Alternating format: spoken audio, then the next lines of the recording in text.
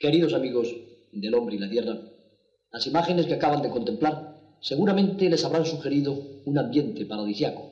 Al menos a nosotros tal nos pareció cuando filmamos a las capibaras, que son esos grandes animales que pastan tranquilamente entre aves multicolores y cerca de las aguas cristalinas. Pero estos animales que pasan una parte de su vida en un paraíso, de pronto, sin solución de continuidad, penetran en un infierno. En el infierno más dramático y sobre todo más inesperado e insólito que hemos visto en toda nuestra vida. Precisamente por esta razón querríamos introducirles de alguna manera en los episodios que vamos a relatarles. Querríamos minimizar, no sé si justificar, la tragedia de las capibaras. Para ello nos vamos a servir de dos elementos también aparentemente insólitos, un cráneo y un mapa. El cráneo para que comprueben ustedes que las capibaras verdaderamente son animales insólitos, de ciencia ficción. Tienen dientes de rata, de roedor, por consiguiente son parientes de los pequeños ratones y tienen el tamaño casi de un pequeño asno. Pesan más de 50 kilos. Un animal que pesa 50 kilos tiene siempre muchos enemigos, porque los carnívoros buscan presas fáciles y buscan presas grandes. Pero la historia, la verdadera historia del drama, es muy vieja. La vamos a ver precisamente en nuestro mapa. En el actual mapa de las especies de la fauna sudamericana, podríamos pintar a los animales de tres colores: grises, descendientes de los primitivos pobladores, autóctonos; rojos, descendientes de los que llegaron con la segunda ola; y únicamente negros, los animales modernos. Entre ellos, siempre nuestras capibaras. Capibaras que reciben nombres muy distintos en Sudamérica. En Venezuela las dan el nombre de chigüires. En Argentina las llaman carpinchos. En algunas regiones venezolanas las dan también el nombre de piropiros. Y es que estos animales han llamado siempre la atención de los hombres. Han llamado la atención de los hombres por su aspecto prehistórico. Han competido, diríamos que para llamar la atención de los conquistadores y colonizadores y habitantes de América, incluso con las aves multicolores. Porque ¿a quién no le iba a llamar la atención una rata que pesa más de 50 kilos? Una rata que se parece más quizá a un cobaya, pero que verdaderamente es el auténtico protagonista del drama que nos disponemos a relatarles.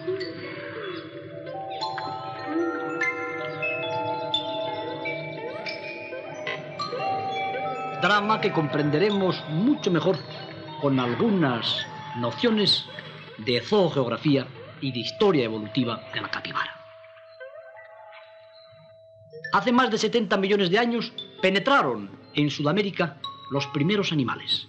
Los animales de los que iban a descender todos los que poblaron el subcontinente cuando una invasión del mar en el istmo de Panamá lo transformó en una isla.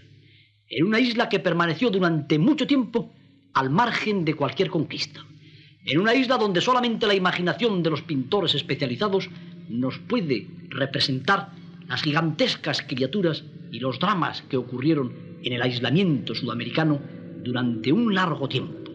Animales descendientes de los primitivos edentados, entre los cuales hay hoy día ejemplares vivientes, como el conocido perezoso.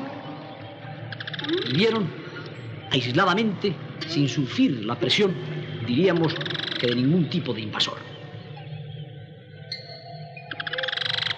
En la lentitud, en el gesto verdaderamente insólito y arcaico de esta criatura de los árboles, parece que está escrita su antigüedad.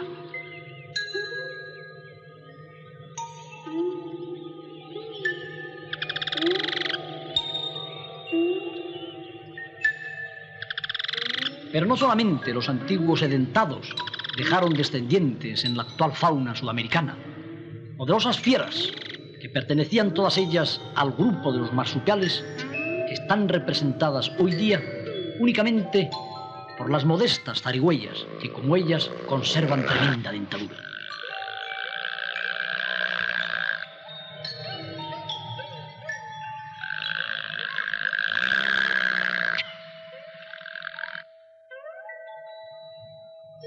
También de los primeros invasores, como el gliptomonte y los osos hormigueros, nos encontramos con un testigo viviente, el insólito oso palmero, como lo llaman en Venezuela por la forma de su cola, u oso hormiguero gigante, como lo llaman los científicos.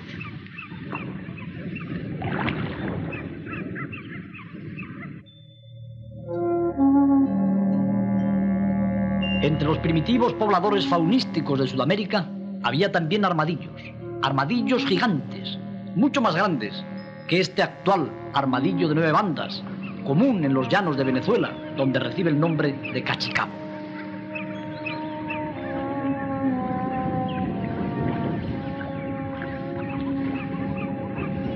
La paz y el aislamiento de estas criaturas duró mucho tiempo, pero no fue eterno, porque el brazo de mar que separaba Sudamérica del continente mundial se retiró.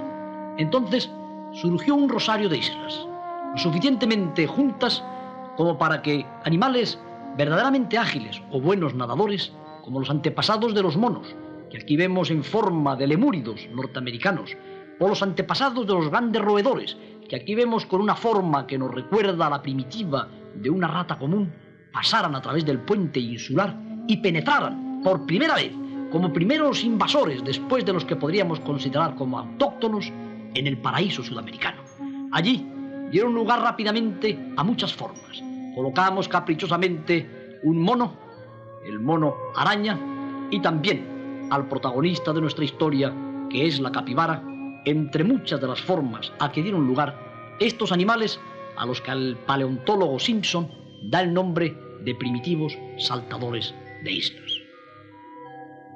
Es comprensible que los perfectos, adaptables y anfibios roedores penetraran en Sudamérica, sobre todo los antepasados de las capibaras, que aquí vemos como en un auténtico desembarco en aquella fantástica aventura de la vida.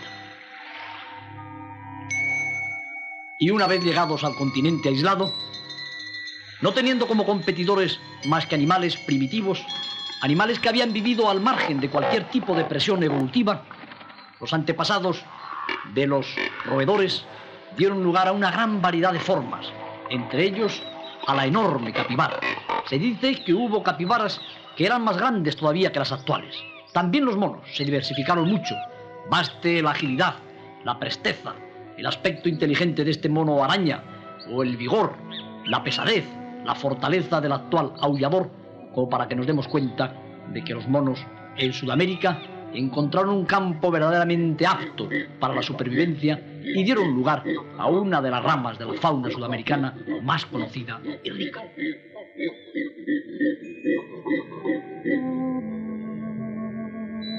Pero también la felicidad de estos saltadores de islas se acabó, porque hace solamente 3 millones de años, entre 2 y 10, lo sitúan los paleozoólogos, se abrió el istmo, se levantó el espinazo de Panamá y penetraron los animales modernos que estaban como esperando el momento de invadir el paraíso prohibido.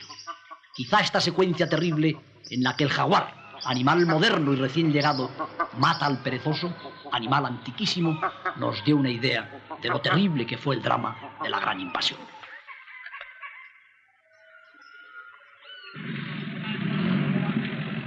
Pero, expuestos algunos datos de la historia zoogeográfica de Sudamérica, vamos al grano. Vamos a ver un chigüire o capibara muerto. Ha muerto por falta de agua. Ha muerto porque le ha fallado el mecanismo de termorregulación. Y aprovechamos para enseñarles a ustedes sus enormes dientes de rata, para que vean que efectivamente es un roedor. Nuestro fotógrafo toma datos como los 4 dedos de las extremidades anteriores con una pequeña membrana interdigital para que comprendan que ha habido una adaptación de estas criaturas bastante perfecta a la vida acuática. Una adaptación quizá excesiva. En las extremidades posteriores también tienen membranas interdigitales y cuentan solamente con 3 dedos. Pero es que además de nadar bien, además de tener sencillas membranas palmares, estos animales son incapaces de termorregularse. Y este ejemplar, que ahora levanto para darles a ustedes idea del tamaño que tiene, como una res, diríamos, ha muerto precisamente porque a falta de agua podríamos decir que le ha matado el calor. Cuando llega la época de la sequía en los llanos, que es un hábitat que se inunda 6 meses al año y que padece de falta casi absoluta de lluvias durante otros 6, los chigüires o capibaras se amontonan en torno a los charcos. Pero los charcos, caños o lagunas van disminuyendo implacablemente. A medida que pasan las semanas y los meses de sequía, hay menos agua. Alejados de los pastos en los que se nutren durante la noche, los chigüires no tienen más remedio que pasar el día durante las horas de calor implacable de más de 40 grados de temperatura cerca del agua termorreguladora. Cuando sube la temperatura de su cuerpo, se meten en el agua. Permanecen el tiempo necesario como para volver al calor que precisan para sobrevivir. Y aquí les vemos agónicos, moviéndose cerca del caimán, desplazándose, diríamos que en una situación verdaderamente crítica y dispuestos a morir en gran parte. Hicimos viajes en avión para descubrir las últimas capibaras o chigüires en torno a las lagunas aisladas en medio de la sequía.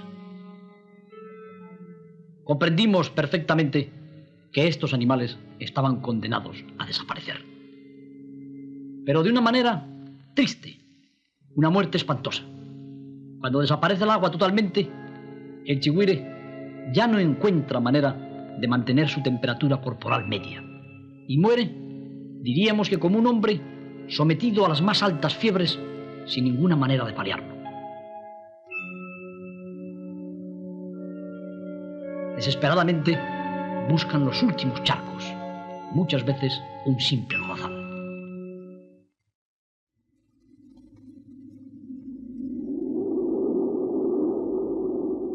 Ciertamente, más del 50% de la población de capibaras vendría a morir de sed, de hambre y de trastornos termorreguladores en los años secos si no interviniera un factor inesperado. Los veloces llaneros, una buena mañana, atraviesan la sabana en todas las direcciones. Nada más salir el sol, comienzan un increíble rodeo. Un rodeo que quien no conozca los llanos venezolanos no podría ni imaginar. Haciendo gala los extraordinarios jinetes llaneros de unas capacidades extraordinarias para la equitación, van reuniendo las capibaras que se encontraban en torno a los pequeños pozos que tarde o temprano desaparecerían.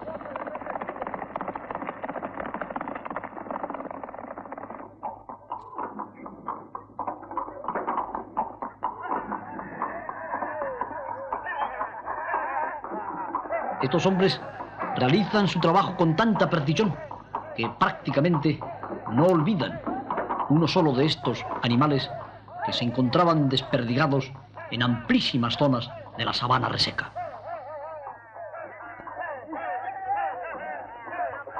Van reuniéndoles en grupos de 100 o 200 animales. Después de una carrera inferior al medio kilómetro, las capibaras se encuentran absolutamente fatigadas. Son incapaces ya de correr más. Lentamente, los adultos y las crías se van congregando.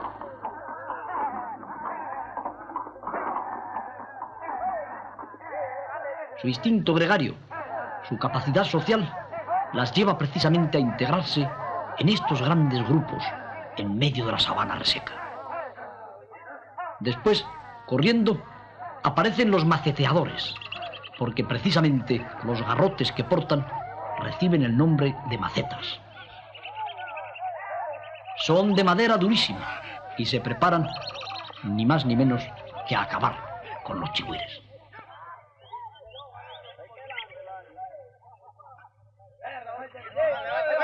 Los momentos son del más intenso dramatismo para quien no está habituado a este tipo de matanza.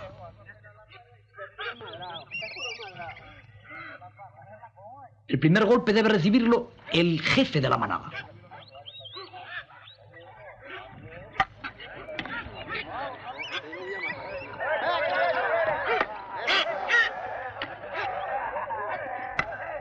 Se promueve una pequeña estampida, pero pronto los animales que quieren desperdigarse son concentrados nuevamente o muertos.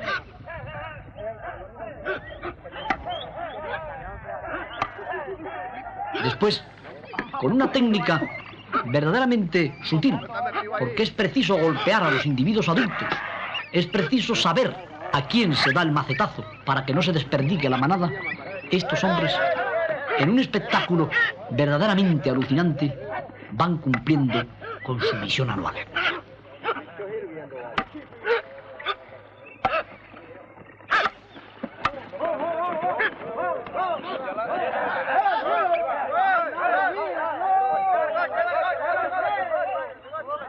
Pudimos comprobar ciertamente que si el espectáculo es tremendo, sin embargo la muerte de los animales es rápida.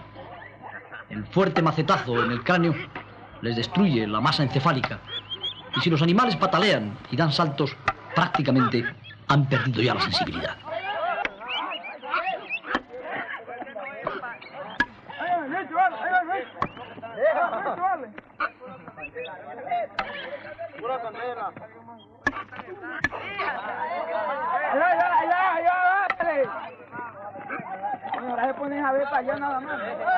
Es asombrosa la mansedumbre con que los chigüires o capibaras se entregan a la muerte. Su instinto gregario, que les reúne, no les permite tomar la iniciativa. Están todos juntos, reunidos, y uno tras otro, entre el polvo, entre el griterío de los llaneros, entre los rudos y terribles golpes de las macetas, van perdiendo la vida. Con todo detenimiento, eligiendo a los ejemplares, estos hombres van cumpliendo con su misión. No olvidemos que al fin y al cabo son profesionales que están ejercitando un oficio. No pretendemos recrearnos en los planos de la muerte de las capibaras, pero tampoco hemos querido eludir los detalles de un procedimiento de matanza que seguramente es desconocido por la mayor parte de los ciudadanos del mundo.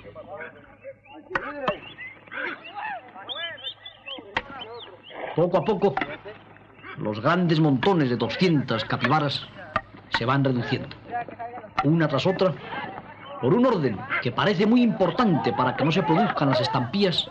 Los ejemplares van muriendo del seco y tremendo golpe en el cráneo. Algunos afortunados que parecerían haber recobrado la libertad son pronto devueltos al rebaño de la muerte.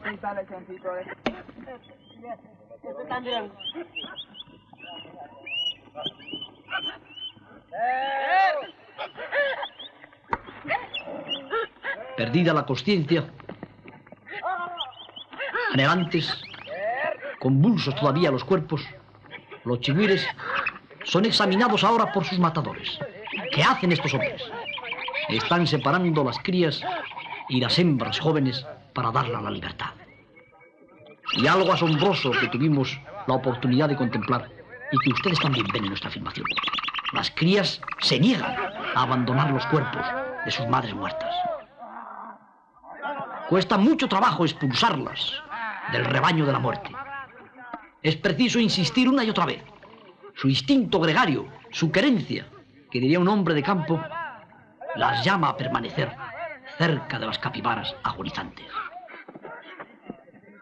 Pero es preciso soltar un buen porcentaje para que las poblaciones se mantengan. Estos hombres parecen conocer muy bien por sus características la edad y las circunstancias en que un chigüire debe ser devuelto a la libertad. Perdonan la vida a quienes son capaces de mantener la tasa poblacional mediante su juventud y capacidades reproductoras. Pero estos se niegan a irse. Tozudamente, insistentemente, quieren quedarse con el rebaño de los muertos.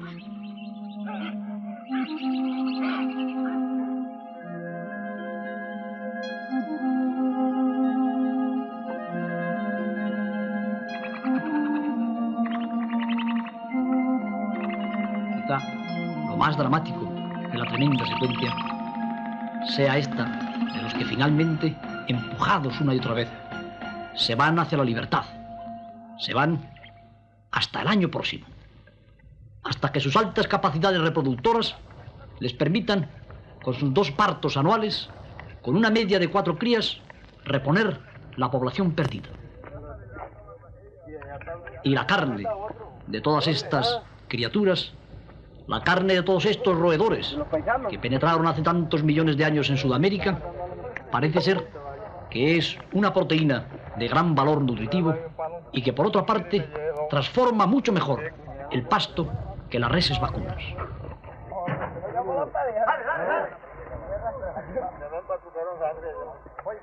Llega ya el capítulo prosaico del transporte. Las reses, como en cualquier otro matadero, van al camión. Reses que, como les decía, suponen un importante aporte calórico y nutritivo para la población llanera.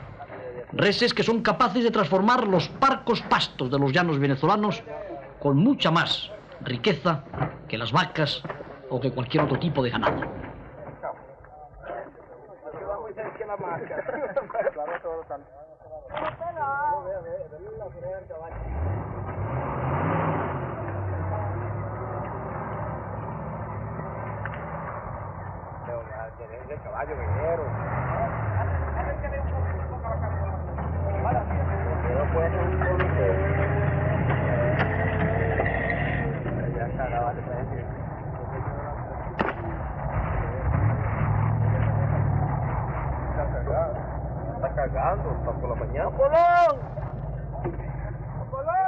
Creemos que las imágenes que acaban de ver constituyen el primer testimonio en cine profesional de la matanza periódica de capibaras que se lleva a cabo en los llanos de Venezuela. Nosotros estábamos allí haciendo muchas cosas, filmando operaciones de rescate de animales, filmando la vida de la fauna, filmando la ecología de este medio desconocido e increíble que son los llanos venezolanos. Se nos ha explicado que la población de 80.000 capibaras que viven en la hacienda donde hemos trabajado pueden ser sacrificadas en razón de 20.000 al año para que con su carne permitan el mantenimiento de su población. Se nos ha dicho que tal como se realiza la operación de matanza, empleando los golpes de esos garrotes dramáticos, se evita sufrimientos a los animales que, capturados a tiros o por otros procedimientos, quedarían heridos en su mayor parte, se asustarían mucho, huirían y desaparecerían de la reserva donde viven. Nosotros nos hemos limitado a ser notarios objetivos de lo que hemos visto. Nosotros nos hemos considerado en la obligación, siendo profundamente amantes de los animales y proteccionistas de la naturaleza, de contar al mundo con todo el rigor, con toda la crudeza, pero sin quitar ni poner nada, cómo se realiza en esta región de Sudamérica la matanza anual de chigüires o capibaras. Hay una nota dramática que queda flotando en el ambiente. En el resto de Sudamérica puede decirse que las grandes poblaciones de capibaras se han extinguido. No existen. Solo hay unas pocas familias escondidas en los más profundos afluentes del Amazonas y del Orinoco. En esta hacienda, en el Hato del Frío concretamente, hay una población próspera, una población inmensa de capibaras, cerca de 100.000 cabezas. Y esa población puede vivir porque este ganado salvaje puede dar al hombre, puede dar a la economía humana esas 20.000 cabezas que, transformadas en pieles para la industria de guantería, concretamente, transformadas en tasajo, en carne desecada, que se come precisamente en Cuaresma, en Venezuela, hace que haya todo un equipo humano que se dedica primero a cuidar y luego a matar a las capibaras. Dramático, por una parte, insólito sobre todo, el destino de estos animales que encontraron en Sudamérica su paraíso y que anualmente encuentran su infierno.